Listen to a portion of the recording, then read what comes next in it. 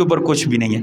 ایک اور مسئلہ اس کو الٹ کر لیں، جانور تو تھا لیکن تقدیر کا فیصلہ بندہ مار گیا جس نے قربانی کرنی تھی، تقدیر کا فیصلہ بندے کی موت ہو گئی۔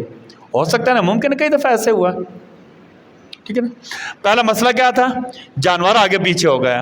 دوسرا مسئلہ کیا تھا؟ بندہ فوت ہو گیا، جس نے قربانی کا جانور لیا بندہ فوت ہو گیا۔ اب یہ فوت ہو گیا نا، یہ جانور کس کو ملے گا؟ ان کے ورثاء کو ملے گا۔ میری بات سمجھ رہے ہیں نا؟ بندہ فوت ہو جائے تو اس کی ساری چیزیں کس کو ملتی ہیں؟ ورثاء کو ملتی ہیں، جو اس کے جائز شرعی وارث ہیں۔ اب ورثاء کی مرضی ہے، چاہے جانور بیچیں، سارے پیسے آپس میں کیا کر لیں؟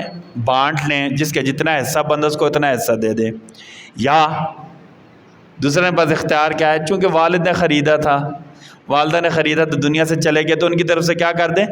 قربانی کر دیں، ٹھیک ہے نا۔ قربانی کرنے والا وفات پا جائے تو صورت میں کیا مسئلہ ہے؟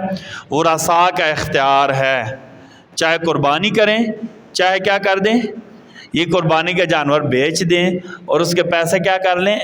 آپس میں بقدر حصہ بانٹ لیں۔ چونکہ اب جو جس کا تھا وہ تو فوت ہو گیا نا، باقیوں کا اختیار ہے، باقیوں کا کیا ہے؟